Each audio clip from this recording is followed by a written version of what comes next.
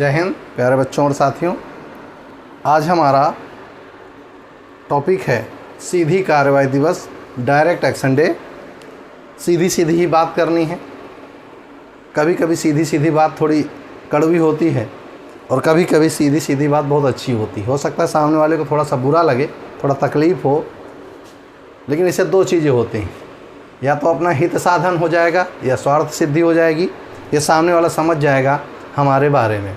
मतलब जब हम किसी सीधी बात करते हैं तो सामने वाले को थोड़ा सा बुरा लगता है, क्योंकि आप जो गोल गोल बातें करते हैं, लच्छेदार बातें करते हैं, वो लोग कहेंगे बात को, लेकिन ऐसा घुमा के कहेंगे कि सामने वाले को समझ में ना आए। और कुछ लोग होते हैं स्ट्रेट फॉरवर्ड बोलते हैं। आज की जो कहानी है वो स्ट्रेट फॉरवर्ड के चक्कर में अपना कोई हित साधन करने जा रहा है। और जो भी कार्रवाई आज होंगी या जो भी चीज़ आज हम पढ़ेंगे वो इतिहास का सबसे विभत्स कार्य है। और सबसे गंदा कार्य अगर कुछ है वो है कि मानव मूल्यों से बढ़कर अगर निजी स्वार्थ हो जाएं, तो मेरा ऐसा मानना है कि हमें निजी स्वार्थ त्याग कर मानव मूल्यों को ध्यान रखना चाहिए। अगर हम सभी लोग केवल अपने हित साधन के लिए, हम पूरा वर्ड की बात करें, हम अपने हित साधन के लिए ही प्रयास करने लगें, तो आप अंदाज़ा लगाइए कि इस सृष्टि का क्या होगा। सब कोई अगर अपने अपने लिए जीना शुरू कर दे तो जीवन, हमें लगता है, कोई जीना नहीं चाहेगा। हम सब भावनात्मक रूप से एक दूसरे से जुड़े हुए लोग हैं, लेकिन इन भावनाओं में और इस जुड़ाव में अगर कहीं स्वार्थ आ जाता है या कहीं अब लालच आ जाता है या लिलिप्सा आ जाती है, तो इसे कहते हैं कि हम स्वार्थ के लिए सब कुछ बलिदान कर दिए। और आज से यही दिवस है कि एक छोटी सी सोच ने जिन्ना की कि मेरा कोई कद नहीं होगा, मेरा कोई पद नहीं होगा, इस कारण इतनी गलत कार्रवाई कर ली जिसके बारे में कुछ सोचा समझा नहीं जा सकता। कहानी आप समझ लेंगे, थोड़ी देर समय लगेगा। आज की कहानी को पढ़ाने से पहले मैं कुछ चीज़ें आपको इतिहास के परिप्रेक्ष्य से ले चलूँ। याद करिए कि अशोक का एक भाई था, जो कि नाम आपको बताना है, वैसे मैं बता रहा हूँ।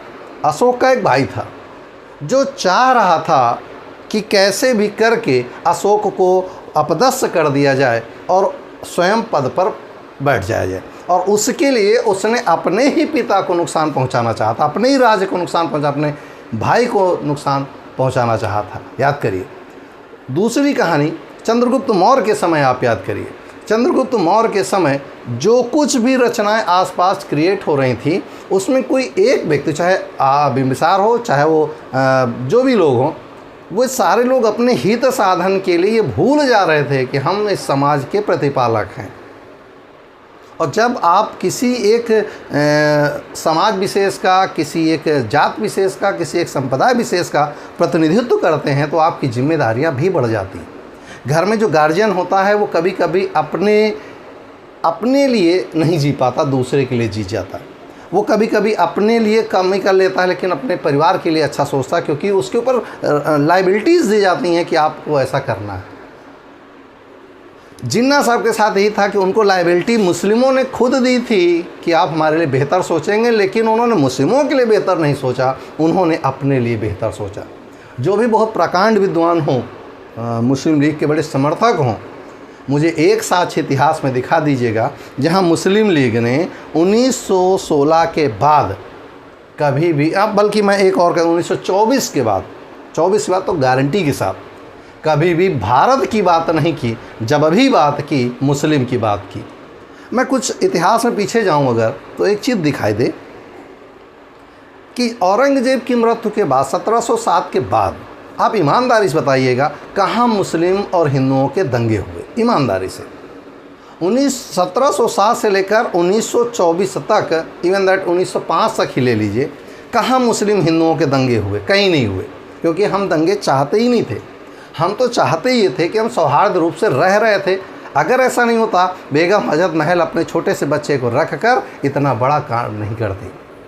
अगर ऐसा नहीं होता तो झांसी की रानी अपने राज्य के लिए अपने बच्चे का, अपना स्वयं का बलिदान नहीं करती। याद करिए, कितनी सारे उदाहरण मैं आपको सुना दूं जिसमें हिंदू मुस्लिम की एकता का इतना बड़ा, हमारे यहाँ बहुत अच्छा कोलैबोरेशन था। हम मुस्लिमों के आने से बाद, 6वीं शताब्दी के बाद अगर कहा जाए, हर्ष के बाद, तो भारत में जो स्थितियाँ बनी वो चाहे गोरी से लेकर औरंगजेब तक हो, चाहे गजनवी से लेकर मोहम्मद शाह जफ़र तक हो, हमने धीरे धीरे दो संस्कृतियों को आपस में मिला लिया था। हमारे लहजे में, हमारे लफ्ज़ों में सब जगह कहीं ना कहीं उर्दू और फ़ारसी सम्मिलित हो गई थी और उनकी भाषा में हिंदी का पुट आ चुका था। हम तो कोलैबोरेट हो चुके थे, हमने सभी को समाहित कर लिया था, लेकिन कुछ निहित स्वार्थों ने इस देश का बेड़ा गर्क कर रखा। और उन्हीं बेड़ा गर्क करने वालों में से एक और थे जिन्हें आप कायदे आजम कहते हैं। मैं उन्हें कौन सा आजम कहूँ, आप थोड़ी देर बाद लास्ट में कमेंट बॉक्स में ज़रूर बताइएगा आप उन्हें कौन वाला आजम कहते हैं। और अगर साक्ष्य ना हो तो किताब का ISBN नंबर नोट कर लीजिएगा, किताब में जो लिखा है। चलिए आते सीधी सीधी ये पृष्ठभूमि मैंने आपको बना दी कि क्या हुआ। अब कहानी क्या हो, देखिए। अगस्त प्रस्ताव जब आया था तो उसमें एक चीज़ कन्फर्म हो गई थी कि उसने एक शब्द लिख दिया था कि सत्ता उस दल को ना सौंपी जाए जिस दल का विरोध वहाँ का बहुसंख्यक वर्ग कर रहा हो। याद करिए, लास्ट लाइन ही थी। और बहुसंख्यक वर्ग उस समय कांग्रेस थी और अल्पसंख्यक वर्ग लीग थी, और लीग को कहा था इसको कुछ ना देना, नहीं तो नाश कर देंगे। लेकिन वहाँ नीचे ये भी लिख दिया था कि जब भी कोई संविधान बने तो बिना अल्पसंख्यकों की सहमति के आपका हम संविधान नहीं मानेंगे, क्योंकि वीर की की चुनौती यही थी ना। अब होता क्या है कि अगस्त प्रस्ताव में कहीं ना कहीं पाकिस्तान की मांग का समर्थन कर दिया गया और बची कुची कसर क्रिप्स मिशन ने पूरी कर दी। उन्होंने तो सीधा सीधा कह दिया था कि जो भी संवैधानिक प्रावधान बनेंगे उसमें मुस्लिम लीग को शामिल किया जाएगा, जबकि क्रिप्स मिशन को हमने भी नहीं स्वीकार किया और मुस्लिम लीग ने भी नहीं स्वीकार किया। बेबिल योजना आई, वो केवल लीपापोती करने का एक तरीका था, याद करिएगा। इसके बाद भारत में बहुत सारे दौर हुए जिसमें मनाने का प्रयास किया। याद करें, गांधी जी ने बहुत प्रयास किया था जिन्ना जी को मनाने का कि आप पाकिस्तान मांग बंद कर दीजिए। लेकिन जिन्ना साहब को एक चीज़ रियलाइजेशन हो चुका था। वो रियलाइजेशन क्या था? 1939 के बाद सुभाष चंद्र बोस का विदेशों में जाना, सेना एकत्र करना और कांग्रेस से गांधी जी को प्रोवोक देना एक चीज़ इंडिकेशन था कि भारत में अब कांग्रेस और गांधी जी ऊपर होंगे, नेहरू ऊपर होंगे, वल्लभ भाई पटेल ऊपर होंगे और मुस्लिम लीग धीरे धीरे नीचे हो जाएगी। जबकि सोच कितना गड़बड़ थी। जब हमने प्रयास किया, चाहे वो नेहरू रिपोर्ट से लेकर और कैबिनेट मिशन तक हो, हमने हमेशा मुस्लिम लीग को लाने का प्रयास किया, लेकिन मुस्लिम लीग ने हमेशा धोखा दिया। अब उसका अपने अकॉर्डिंग विश्लेषण करिए कि मुस्लिम लीग की स्थापना केवल और केवल करजन के दिमाग की उपज से। यार, उसने बंगाल का विभाजन इस तरह से किया ही था कि आपके मन में एक भाव आ जाए। और मतलब जो उस समय के सर सैयद अहमद खान थे, वो समझ नहीं पाए थे कि आखिर ये क्या हो गया। 1897 में सब पढ़ाएं आपको कि सर सैयद अहमद खान जो पहले समर्थक थे, बाद को मुस्लिमों के समर्थन में उतर गए कि हमारे मुस्लिमों का नुकसान होगा। काहे का नुकसान होगा, मेरे समझ नहीं आ रहा था। हम कहाँ लड़ रहे थे आपस में, हिंदू मुस्लिम? ये तो करजन के दिमाग की उपस्थिति, और सफल हो गया था। और उसकी सफलता का सबसे बड़ा परिचायक ये हुआ कि मुस्लिम लीग को अपने समर्थन में लाकर तुर्की के खलीफा का, जिसे हम ऑटोमन साम्राज्य कहते हैं, उसका बेड़ा गर्क कर दिया था इन्हीं ब्रिटिशर्स से। और फिर समझ में आया था मुस्लिम लीग को, गड़बड़ हो गया। याद करिए, कमाल पाशा ने रात में ही तख्ता पलट दिया था 12 बजे रात को, और सर के बल खड़ा कर दिया था तुर्कियों ने ब्रिटिशर्स को। याद करिए, इसका मीन्स हुआ कि मुस्लिम लीग अपने हित साधन के लिए 1906 से ही लग गई थी, और उसका परिणाम 1946 40 साल मन में गुबार पलता रहा कि मैं अगर कोई भारत एक स्वतंत्र राष्ट्र के रूप में आया तो मेरा कोई अस्तित्व तो नहीं रह जाएगा। अरे तुम्हारा अस्तित्व की आवश्यकता क्या थी यार? अस्तित्व की आवश्यकता तो भारतवर्ष की थी। अखंड भारत होता तो आज दुनिया में सबसे बड़ी ताकत हम होते। लेकिन कहा जाता ना, किसी एक झूठ को अगर बार बार रिपीट किया जाए तो सामने वाला सोचने मजबूर हो जाता है, यार कहीं ना कहीं सत्य होगा। तो मुस्लिम लीग एंड उनकी पूरी एक पैरेलल जो स्ट्रिप थी, स्ट्रिप मीन्स एक ही जैसे बैठे हुए कुछ बेवकूफ़ टाइप के लोग, उन्होंने एक स्ट्रिप बनाई और उन्होंने माइंड सेटअप किया क्या कि हमें अपने वर्ग विशेष को, चाहे वो मुस्लिम हो चाहे हिंदू हो, वो मुस्लिम को, हमें ये चीज़ उनके दिमाग में सेटअप करना है कि तुम अगर कांग्रेस के बैनर तले रहोगे तो तुम्हारा कभी अच्छा नहीं होगा, तुम्हारा शोषण होगा। ये चीज़ सेटअप करनी है। अब इसको ज़रा कंपेयर करिए किससे? हिटलर से। हो सकता है कि मेंस इंटरव्यू में कभी आप हो दम ठोक के कह दीजिएगा सर चैलेंज है, आप पूछ लीजिए, मैं सारे कॉन्सेप्ट आपको बता दूंगा, बस आप कैसे भी करके समझते चलो। अब कॉन्सेप्ट क्या हुआ, इसकी तुलना ज़रा हिटलर से करिए। हिटलर जर्मनी को फर्स्ट वर्ल्ड वार के बाद ये समझाने में सफल हो गया था कि तुम्हारी खोई हुई तो शक्तियाँ, तुम्हारी खोई हुई जो सम्मान, तुम्हारी जो बेइज्जती हुई है फर्स्ट वर्ल्ड वार में, तुम्हारा जो गर्व से तुम सीना चौड़ा करके घूमते थे, तुम्हें जो ये लज्जा दी है, इससे मैं तुम्हें मुक्ति दिला दूँगा। याद करिए। और उसके बाद जर्मनी को सेकेंड वर्ल्ड वार में झोंक दिया था। और क्या हालत करके इस दुनिया से चला गया वो नालायक हिटलर कि जर्मनी आज तक उबर नहीं पाया। अगर एंजेला मर्केल नहीं होती तो शायद जर्मनी को आप पढ़ नहीं रहे होते। अपने निहित स्वार्थों के लिए हिटलर ने वहाँ की संसद तक को आग लगाया था। मैंने आपको इसकी कहानी सेकेंड वर्ल्ड वार में पढ़ाई, नहीं है पढ़ा है तो आइए मेरी क्लास आपको मैं सेकेंड वर्ल्ड वार पढ़ाता हूँ। सेकेंड वर्ल्ड वार में उस हिटलर ने जो अपनी कौम को इस समझाने में सफलता प्राप्त करी थी कि मैं तुम्हें इस बेइज्जती से, इस लानत भरे जीवन से मुक्ति दिला सकता हूँ, जर्मनी जनता उनके साथ खड़ी हो गई थी। इवन दैट उसने वहाँ रात 1 घंटे के अंदर वहाँ की संसद को ख़त्म करके आग लगा दी थी और पूरी पावर अपने में कवन कर ली थी। यहाँ पर मुस्लिम लीग अपने लोगों को ये सेटअप करने में सिद्ध सफल हो गई कि अगर कांग्रेस के बैनर तले रहोगे तो शायद आपका शोषण होगा। और इसका सबसे बढ़िया उदाहरण था, एक तरह से कहें कि 3 गालियाँ बढ़िया हैं। चले गालियाँ, पहली गाली है 1930 में गोलमेज सम्मेलन का होना। और गोलमेज सम्मेलन में चर्चिल का ये कहना कि यहाँ सब कोई है लेकिन भारत माता नहीं। वहाँ अम्बेडकर जी भी थे, वहाँ पर मुस्लिम लीग भी थी, वहाँ महिलाओं का प्रतिनिधित्व करने वाले थे, स्वर्ण सिंह थे पंज सिखों का प्रतिनिधित्व करने वाले। तो इसने कहा इनसे क्या बात करना है इन बेकाब के लोगों से, हमें तो भारत से बात करनी है। भारत मीन्स कांग्रेस था। सेकेंड गोलमेज सम्मेलन में याद करिए पड़ोस में बैठ कर लड़ रहे थे जिन्ना साहब। गांधी जी एकमत होकर ये कह रहे थे हमें अखंड भारत की बात करनी चाहिए, और वे कह रहे थे नहीं काहे अखंड भारत, हमें पहले पाकिस्तान की मांग पूरी करनी चाहिए। अम्बेडकर साहब अपने दलितों के लिए मांग रहे थे, कोई गलत नहीं था। तीसरे वाले में फिर सब पहुंच जाते हैं, कितनी गालियां खाने गए हो यार, और सब आपको इंडिकेशन दे रहा है कि आप एक हो जाओ, फिर भी नहीं, मेरे निहित स्वार्थ का पूर्ति नहीं होगी। भारत शासन अधिनियम 1935 में क्या हुआ, यही ना हुआ कि जब चुनाव हुए तो आपको जनता ने आईना दिखाया था, फिर भी सुधर जाते। 3 सीटें लेकर आए थे, उसमें भी वो भी तीनों जगह, चाहे वो पंजाब हो, चाहे सिंध हो, चाहे बंगाल हो, तीनों जगह आपने मिलीजुली 5 लोगों सरकारें बनाई थी मिलकर। तो इसका मतलब वहाँ भी मुस्लिम बाहुल्य क्षेत्र में आपको वोटिंग नहीं मिली, इसका मतलब मुस्लिम आपके साथ नहीं, फिर वो आप अपने स्वार्थ में लगे रहे। 1940 में लाहौर अधिवेशन में तुम बार बार चिल्लाते रहे मुस्लिम लीग का जो अधिवेशन हुआ उनमें चिल्लाते रहे नहीं हमारा, क्या बकवास की बात यार। उसी की पूर्ति करने का प्रयास जब कैबिनेट मिशन भारत आया और इन्होंने पृथक पाकिस्तान राज की मांग करी तो सिरे से खारिज कर दिया। किसने? पैथिक लॉरेंस ने। उसने कहा कि हम भारत में किसी दूसरे देश की संकल्पना का समर्थन नहीं करते और हम मुस्लिम लीग की बात नहीं मानते। पहले तो मुस्लिम लीग ने, क्योंकि गांधी जी काफ़ी हार्ड वे में कैबिनेट मिशन का समर्थन कर दिए थे, तो उनको लगा मुस्लिम लीग को कहीं ऐसा ना नाराज़ हो जाए और हमारे अस्तित्व ही ख़त्म कर दें। तो पहले तो उन्होंने कैबिनेट मिशन को स्वीकार कर लिया, क्योंकि देखो कैबिनेट मिशन में एक तो स्पष्ट हो गया था कि अब ये सत्ता हमको हस्तांतरित कर देंगे, क्योंकि इटली आ चुका था।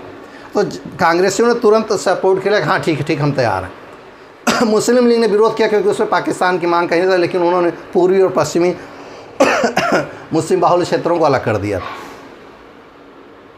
तो यहाँ पर मुस्लिम लीग पहले तो उसने ठीक है कोई बात नहीं, मान लेते कैबिनेट मिशन को, लेकिन 29 जुलाई 1946 को कैबिनेट मिशन की मांगों को मानने से मुस्लिम लीग ने इनकार कर। अब सबसे बड़ी समस्या पैथिक लॉरेंस के पास थी कि मैं बुलाऊं किसको सरकार बनाने के लिए। संविधान सभा गठित हो चुकी, अब मैं किसको बुलाऊं सरकार बनाने के लिए, जैसे इस समय के हम कहेंगे तो अंतरिम सरकार बनाने के लिए किसको बुलाया जाए। अभी बनी नहीं अंतरिम सरकार, तो स्वाभाविक है एक ट्रेडिशन बना है, नियम नहीं है, एक परंपरा बनी है कि बहुमत प्राप्त दल का मुखिया को सामान्यतः, ये कहीं लिखा पढ़ा कुछ नहीं, बहुमत प्राप्त दल के व्यक्ति को, क्योंकि जनता चाहती है उसी को अधिक समर्थन मिला है, तो उसे बुलाना चाहिए। तो माउंटबेटन ने एक पारंपरिक रूप से कांग्रेस को सरकार बनाने के लिए, एक सही शब्दों में उस समय जवाहरलाल नेहरू एकदम यंग व्यक्ति हैं, 70 साल के गांधी जी हो चुके, तो उनसे बुलाना कोई औचित्य नहीं है। जवाहरलाल नेहरू को बुलाया जाता है और कहा जाता है आप सरकार बनाइए। और जैसे ही ये चीज़ खबर फैलती है, मुस्लिम लीग सर के बल खड़ी हो जाती है, अरे यह कैसे हो सकता है, इम्पॉसिबल, हो ही नहीं सकता, कैसे हो सकता है कि हमें क्यों नहीं बुलाया गया, कैसे बुला लिया जाए। 78 में से 73 सीटें तुम जीते हो, जो बची हुई 11 सीटें थी उनमें भी 6 लोग कांग्रेस का समर्थन कर रहे थे। क्या यार बेवकूफ़ीपन की बात, तुम्हें सरकार बुलाने के लिए कौन सा औचित्य बन रहा था तुम्हें बुलाया जाए। और उन्होंने कहा कि अगर ठीक है बनाइए, हमें कोई दिक्कत नहीं, आप कांग्रेस को बुलाइए, उससे सरकार बनाइए, लेकिन पहले पाकिस्तान अलग कर दीजिए। तो माउंटबेटन ने कहा पाकिस्तान की कोई संकल्पना नहीं, तो हम अलग किसको कर दें, काहे का पाकिस्तान, भारत एक है, एक आज़ाद कर दे रहे, हम जा रहे हैं यहाँ से, नहीं हमें अलग पाकिस्तान चाहिए। और नहीं माने तो सीधी कार्रवाई होगी। अब यहाँ सीधी का मतलब होता है ना चिढ़ा हुआ आदमी, कि अगर नहीं सुधरे तो समझ लेना। समझ लेने का मतलब क्या होता है, आगे औकात पे, आगे हिंसा पे। यही दिखाना चाह रहे थे आप 1924 के बाद से। आपने कहा सड़कों पे हम पाकिस्तान मांग लेंगे आपसे, तो गांधी ने तुरंत कहा था पाकिस्तान आप मांग रहे हो केवल अपने स्वार्थ के लिए, समस्या बताओ क्या है। और ये नहीं कह रहा था जनता के सामने, क्योंकि कह देता तो उसकी कौम उसको मार डालती। वो ये नहीं कह रहा था कि मुझे कायदे आजम या प्राइम मिनिस्टर बना दो। अगर शायद ये कहे होते तो शायद जवाहरलाल नेहरू पहले नहीं, मोहम्मद अली जिन्ना को गांधी जी बनवा देते, पटेल साहब बनवा देते और विभाजन से बच जाते। लेकिन अगर ये कह देता तो उनकी जनता उनको मार डालती कि तुमने भारत विभाजन के लिए पाकिस्तान की मांग रखी कैसे तुमने। पाकिस्तान कह रहा था, लेकिन ये नहीं कह रहा था कि मुझे प्राइम मिनिस्टर बनना। यही तो गड़बड़ था जिन्ना। सुन लें मेरी बात ध्यान से, जिन्ना साहब ये नहीं कह रहे थे कि मुझे प्राइम मिनिस्टर बना दो, जिन्ना साहब ये कह रहे थे मुझे पाकिस्तान दे दो। अगर वो कहते मुझे प्राइम मिनिस्टर बना दो, लोगों को शक हो जाता यार ये अपने स्वार्थ के लिए कर रहा, उसकी कौम उनको मार डालती। लेकिन वो कौम को तो सेट कर रखा था ना कि तुम्हारा शोषण होगा। दुनिया में सबसे अगर खुशहाल कहीं मुस्लिम है तो इस धरती पर है। आप देख ले, किसी चाहे आप उइगर मुसलमान ले लीजिए, चाहे 2 कौड़ी का पाकिस्तान ले लीजिए, चाहे आप दुनिया के कई देश उठा के देख लीजिए जहाँ मुस्लिम की स्थिति क्या है। और मेरे देश में गर्व से और हम गले लगा कर कहते हैं मेरा भाई, और तुमने उन्हीं भाइयों को हमारे खिलाफ भड़काना शुरू कर दिया। और इतना बुरी तरीके से भाषण दिया बंगाल में, किसने, सोहरावर्दी जो उस समय का मुख्यमंत्री था, और स्वयं जिन्ना साहब ने, कि मैं कुछ नहीं जानता, अपने अधिकार के लिए रोड पे उतरो और कत्लेआम कर दो। किसका, जो कांग्रेसी दिखे, जो हिंदू दिखे उसको काट दो। और मचा कत्लेआम पूरे देश में केवल एक व्यक्ति के स्वार्थ के लिए। और आज भी लोग उसका सम्मान करते, तो बड़ा दुख होता है।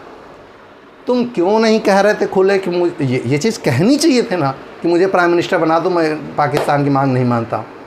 यही स्वार्थ आपका था ना कि आपको पद मिल जाए बहुत बड़ा, ताकि आप अमर हो जाओ। तो यही अमर हो जाते, आज भी अमर हो।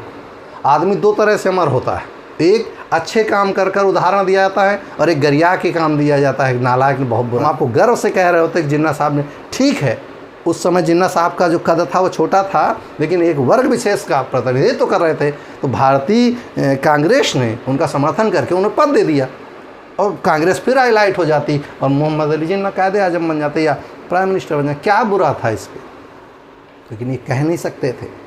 कहीं किताबों में नहीं लिखा कि पहला प्रधानमंत्री बना, क्यों, ये कह देते तो उनकी जनता को सीधा इंटरप्रिटेट होता कि अपने स्वार्थ के लिए कर मारो इसी।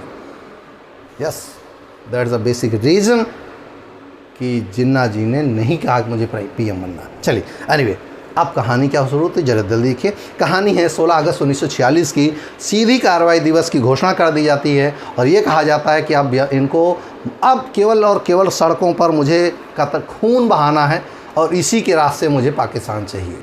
और खून बहाने की शुरुआत होती है बंगाल से। अब बंगाल में क्यों होगी, अभी कैबिनेट मिशन मैंने पढ़ाया था, कैबिनेट मिशन ने पूर्वी और पश्चिमी मुस्लिम बहुल क्षेत्रों को पहले से पृथक कर दिया था। वो तो बीज ही डाल रहे थे, चाहे बेबेल हो चाहे वो क्रिप्स हो, उन्होंने तो रचना रची थी, उसमें सफल हो गए। पश्चिम बंगाल में जो कत्लेआम शुरू हुआ वो इतना बुरा शुरू हुआ कि लाखों लोग काटना जाना शुरू किया। ऐसा नहीं कि मुस्लिम ही मारे गए या हिंदू ही मारे गए, हिंदू भी मारे गए, मुस्लिम भी मारे गए। कुल मरने वालों की संख्या लगभग 1,80,000 बताई जाती है, लेकिन जो रियल स्थितियाँ लोगों ने अपनी जीवनियों में लिखा है वो 5 लाख से अधिक लोग काटे और मारे गए।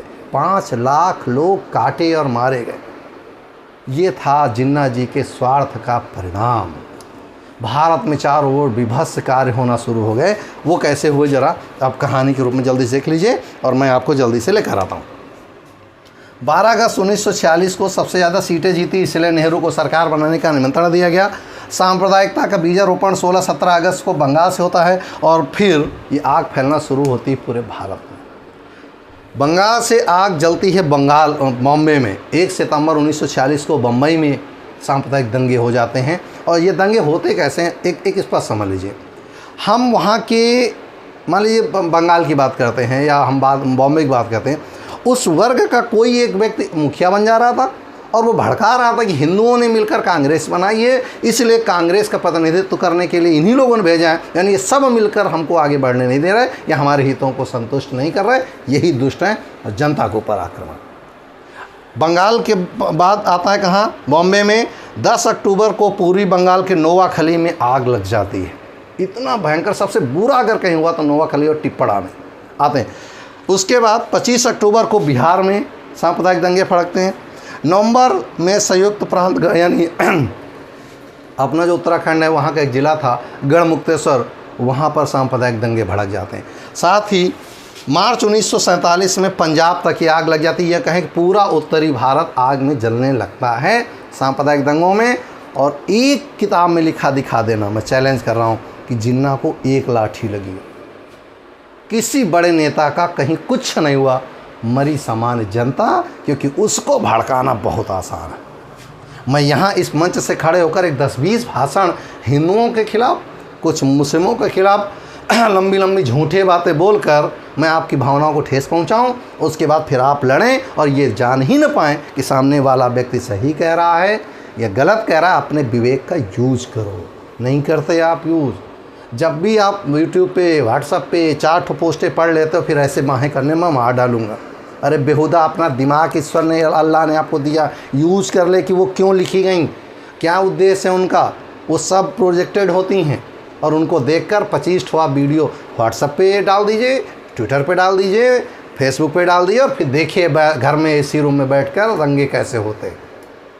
बड़ी विडम्बना है इस देश की। ईश्वर ने ये 1400 ग्राम की खोपड़ी दी यार, इसका यूज़ कर लो।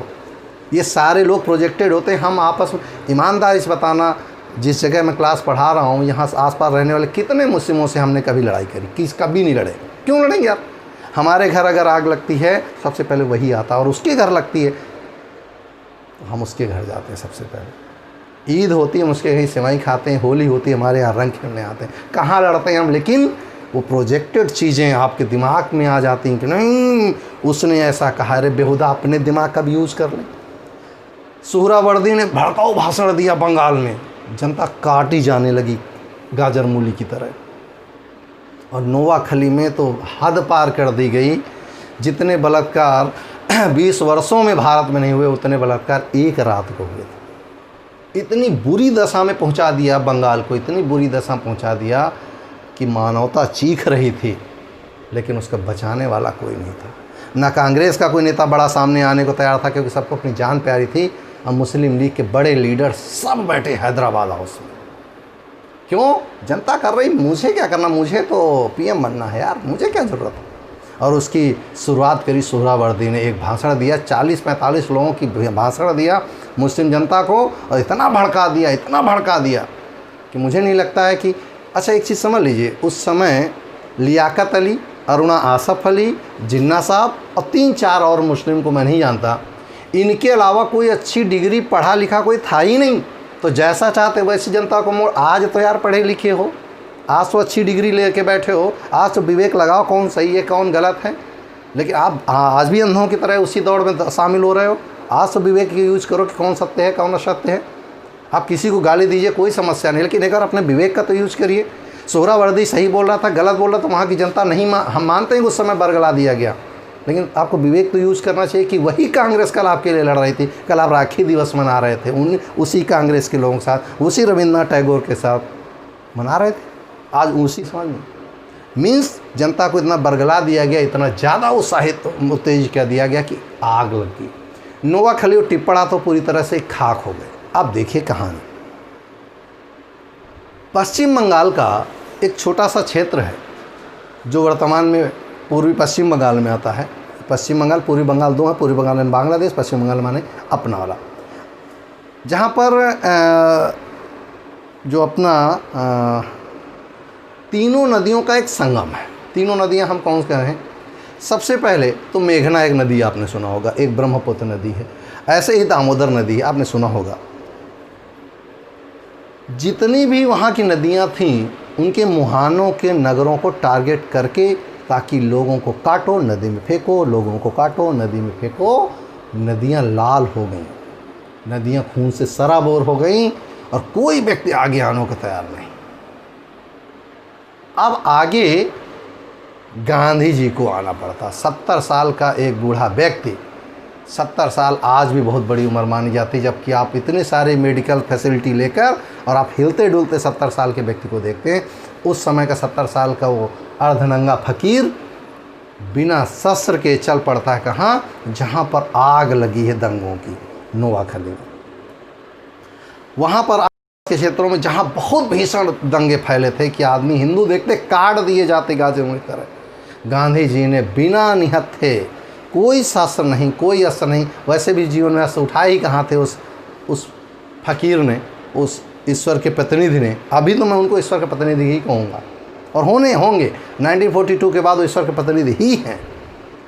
वो बंदा अकेले पहुँच जाता वो दंगा स्थल में और गांधी जी बीच में खड़े हो जाते हैं जहाँ पर दंगा हो रहा था। चारों ओर आग लगी थी, जल रही थी, विभत्स आवाज़ें आ रही थी, चीत्कार उठ रही थी और जनता में संदेश गया कि बापू चौराहे पर आ चुके हैं और वो दंगे के विरोध के लिए बैठ रहे हैं।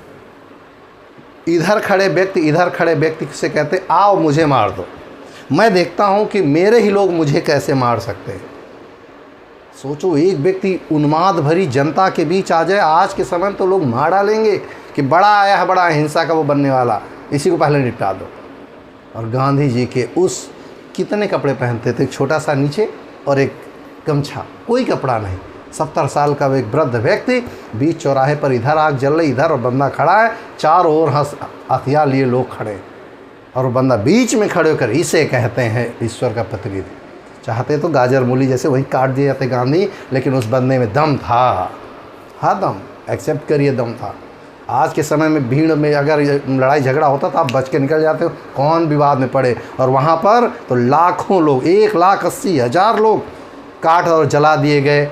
उनके बीच बंदा खड़े होकर कहता आओ मुझे काटो, मैं भी एक हिंदू हूँ, मैं आज ही पाकिस्तान के विरोध में खड़ा हूँ, मैं अलग नहीं होने दूंगा तुम लोगों को, एक होना है तुम लोगों को। और जनता अपने हथियार डाल देती है उस बूढ़े आदमी के आगे जिसे हम राष्ट्रपिता कहते हैं। मैंने आपसे कहा था 1942 के बाद वो ईश्वर के प्रतिनिधि के रूप में भारत में हो जाते हैं और आज हैं। सीधी कार्रवाई दिवस का अगर सबसे बड़ा कोई टर्निंग पॉइंट था तो गांधी जी का वहाँ पर जाना और युद्ध के दौरान बीचों बीच खड़े होना और जनता का उनके आगे नतमस्तक हो जाना। और उसके बाद पूरे भारत में एक संदेश गया कि बापू कैसे ये कर सकते हैं, और अगर बापू सामने आ गए इसका मतलब बापू सत्य हैं, जिन्ना फिर गड़बड़ है। और जनता तक संदेश जाना बहुत बड़ी बात है। चारों ओर के सारे दंगे धीरे धीरे क्या हो गए? पोस्टपोन हो गए। इंटरव्यू का क्रॉस क्वेश्चन, जब गांधी जी को एहसास था कि मेरे जाने से ऐसा हो सकता है तो गांधी जी ने युद्ध के स्वर, जैसे ये दंगे फैले थे, तुरंत क्यों नहीं आए? गांधी के तुरंत ना आने का सबसे बड़ा कारण ये था, गांधी को अनएक्सपेक्टेशन था कि ऐसा भी हो सकता है। और जब तक ऐसा होता वो जहाँ पहुँचे उससे पहले दूसरी जगह दंगे फैल जाते, तो इसी जगह दंगे फैल जाते, चौथी जगह दंगे फैल। तो किसी ने इंटरव्यू क्रॉस क्वेश्चन पूछा कि उन्होंने ऑल इंडिया रेडियो के माध्यम से प्रसारण क्यों नहीं किया? क्योंकि मैं आपको बता दूँ, उस समय प्रसारण को मुस्लिम लीग ने बैन कर रखा था बंगाल में, सुहरावर्दी साहब ने। समझ में आई बात? ये पूरा प्रोजेक्टेड था किसी के माइंड को डाइवर्ट करके ये युद्ध की विभीषिका में झेलना। और ये सीधी कार्रवाई दिवस गांधी जी के एक बड़े निर्णय के बाद रुक जाता है। और तब माउंटबेटन सैल्यूट करता है गांधी जी को और कहता है कि जहाँ 50,000 की मेरी सेना, उस समय तो नहीं सेना ना, जहाँ 50,000 की मेरी सशस्त्र सेना जो लिए थी वो किसी को कंट्रोल नहीं कर पाई, वहाँ ये जिसके पास कोई शस्त्र नहीं था उसने पूरे विवाद को तुरंत ही क्या कर दिया? रोक दिया। चारों ओर भीड़ है जो उन्माद से भरी है, कुछ कर सकती है, उसके बीच खड़ा एक व्यक्ति, वन मैन बाउंड्री फोर्स, एक अकेला व्यक्ति बाउंड्री फोर्स के बराबर था। तो चारों ओर जैसे लग रहा था अकेला व्यक्ति सबके लिए पर्याप्त था। इसीलिए माउंटबेटन ने उनसे कहा था वन मैन बाउंड्री फोर्स। और इसके बारे में बहुत अच्छा लिखा है किसने, ये लिखा है डिवाइडर एंड विवर्ट। डिवाइडर एंड विवर्ट नामक पुस्तक लिखी पेंड्रल मून ने, उनकी किताब में इस चीज़ों का बहुत बढ़िया उल्लेख मिलता है। अगर मेरी बात से आप असहमत हों कि जिन्ना साहब सही थे तो कमेंट्स बॉक्स में लिखिएगा, और अगर आप मेरी बात से असहमत हैं या सहमत हैं तो लिखिए क्यों, और असहमत हैं तो क्यों। क्योंकि इंटरव्यू में हम नहीं होंगे लेकिन सामने वाला आपसे ज़रूर पूछेगा क्या सीधी कार्रवाई दिवस से आप सहमत हैं, अगर सहमत हैं तो क्यों, क्या आप असहमत हैं और सहमत हैं तो क्यों। क्योंकि बिना क्यों क्या कैसे से आपको पार पाना संभव नहीं है, जवाब देने ही होंगे। पूरी कहानी मैंने आपके सामने रख दी। अब आपको डिसाइड करना है कि कांग्रेस सही थी या जिन्ना सही थे, या दोनों अपनी अपनी जगह सही थे, क्या दोनों के तरीके सही थे। अगर दोनों के तरीके सही थे तो क्या सोचने की क्षमता हमने खो दी थी। हम एक सिविल सर्वेंट के रूप में जब काम करते हैं, चाहे मैं हूँ चाहे आप हों, हम जितने भी लोग सिविल सर्वेंट के रूप में काम करते हैं तो हमें ये ज़रूर जानना चाहिए कि सही है या गलत है। तो अब मैं निर्णय आप पे छोड़ता हूँ कि जिन्ना का सीधी कार्रवाई सही था या गलत था। कांग्रेस ने माउंटबेटन से कहा था क्या कि हमको बुला लो। स्वाभाविक था, आप पूरे भारत का प्रतिनिधित्व कर रहे थे तो आपको बुलाया जाएगा। तो ऐसा क्या ज़रूरत थी मुस्लिम लीग को कि उन्होंने इतने बड़ा फैसला लिया। ओह, अब आप अच्छा रखिए कि मुस्लिम लीग का ये मजबूरियाँ थीं जिस वजह से उन्होंने अपना इतना बड़ी घटना को अंजाम दिया। मेरी बात समझ में आ गई। तो सीधी कार्रवाई दिवस सिर्फ इसलिए था कि माउंटबेटन योजना कैबिनेट मिशन के द्वारा मुस्लिम लीग को उचित प्रतिनिधित्व न देने के कारण उन्होंने सीधी कार्रवाई दी। लेकिन यहाँ जो डायरेक्ट एक्शन शब्द यूज किया गया कि हम रोड पे खड़े होकर पाकिस्तान मांगेंगे, मुझे लगता है कि कोई भी देश और किसी देश में ऐसा नहीं होना चाहिए जहाँ आम जनमानस को नुकसान पहुँचाया जाए। आप अपने स्वार्थों के लिए आम जनमानस को नुकसान ना पहुँचाओ, चाहे हिंदू हो, मुस्लिम हो, सिख, ईसाई हो। हम बार बार कह रहे हैं जब हमारे घर आग लगती है तो सबसे पहला हमारा भाई आता है, वो चाहे मुस्लिम हो वो चाहे हिंदू हो। लेकिन ये नेता या राजनीतिक लोग अपने स्वार्थ के लिए हमारे दिमाग का सेटअप करते हैं, और उन सेटअप से बचने के लिए ही हम आप शिक्षित होते हैं। हमें अपना विवेक यूज करना, कौन सही है कौन गलत और मुझे क्या करना चाहिए। 4 चीज़ें सुनकर, 4 चीज़ें देखकर रोड पर युद्ध नहीं किया जाना चाहिए। इसलिए आज के बाद अपने भाई को, अपने धर्म को, अपने समाज को, सबको प्रेम करिए। और दोबारा सीधी कार्रवाई दिवस कभी हो तो आप सबको पहले अपने भाइयों से बैठकर बात करें, यार क्यों लड़ रहे हो, कारण बताओ। अगर हमसे कोई गलती हो चलो हम माफ़ी मांग लेते, तुमसे हुई तो चलो हमने माफ़ कर दिया। और यही एक तरीका है अच्छा जीवन जीने का। और मैं तो चाहता हूँ हम सब बड़े प्रेम से इस दुनिया में रहें, सब बहुत प्रेम से एक दूसरे के साथ एक अच्छा जीवन जी कर यहाँ से जाएं। युद्ध करने के बाद आज तक किसी समस्या का परिणाम या हल युद्ध नहीं हुए। वो चाहे सीधी कार्रवाई दिवस हो, चाहे फर्स्ट वर्ल्ड वार हो, चाहे सेकेंड वर्ल्ड वार हो, सबका परिणाम बातचीत ही रहा। तो यार युद्ध के बाद बातचीत क्यों, युद्ध से पहले ही बातचीत क्यों नहीं? क्योंकि पहले ईगो टकराते हैं, और ईगो ही इस दुनिया में विनाश का सबसे बड़ा कारक है। और यहाँ पर जिन्ना साहब का ईगो सिर्फ इतना था कि मुझे पद नहीं मिलेगा, जबकि कांग्रेस में किसी को उस समय, इस समय कह रहा हूँ 47 में नहीं कह, इस समय किसी को पद की आवश्यकता नहीं थी। कैसे करके इन ब्रिटिशर्स को यहाँ से भगाना था। ठीक, तो ये था आज हमारा पूरा टॉपिक। स्क्रीनशॉट ले लीजिए, वैसे मैं इसका PDF नीचे लगा होगा, लिंक बॉक्स से आप लिंक कर लीजिएगा। और अगर आपने पिछले वीडियो नहीं देखे हैं, आप नए हैं इस वीडियो में, तो पिछला वीडियो देख लीजिए। शेयर करने की ज़रूरत है ही नहीं, केवल पढ़िए पढ़िए और केवल पढ़ लीजिए। ठीक, मिलते हैं नेक्स्ट वीडियो में। अब तो आज़ाद करने का नंबर ही आ गया। इसके बाद 2-3 टॉपिक और बचे। सेवा समाप्त, 1964 तक का इतिहास हम आपको पढ़ा देंगे। फिर आएंगे किसी अन्य टॉपिक के साथ, किसी अन्य बिंदुओं के साथ। आज फिलहाल इतना ही। अब सीधी कार्रवाई पे कभी मत आइएगा। अगर सीधी कार्रवाई करनी है तो सिविल सर्विसेज में नीचे नाम हो, ये होगी सीधी कार्रवाई कि सर अब मेरा नाम डायरेक्ट सिलेक्शन लिस्ट में होगा। ये है मेरी सीधी कार्रवाई दिवस। किसी को नुकसान पहुंचाना या मानवीय मूल्यों को हनन करना, ये सीधी कार्रवाई का हिस्सा नहीं होना चाहिए। आज फिलहाल इतना ही। मिलते हैं नेक्स्ट वीडियो में नए उम्मीद के साथ, नए जोश के साथ। फिलहाल आज इतना ही। जय हिंद।